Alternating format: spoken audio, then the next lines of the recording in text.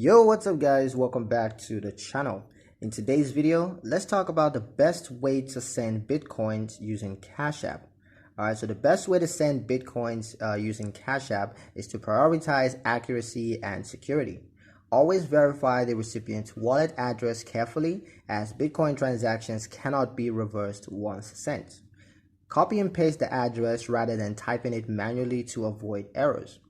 Review your transaction summaries, including network fees and estimated confirmation time, before approving the transfer.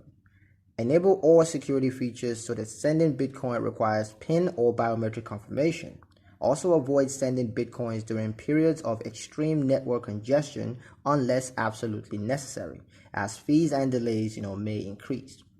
Taking a cautious step-by-step approach ensures that your Bitcoin reaches the intended recipients safely and of course without unnecessary complications.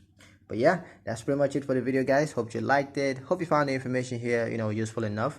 If you did, like, comment, share and subscribe for more helpful financial insights. Thank you guys for watching, and I'll see you in the next one.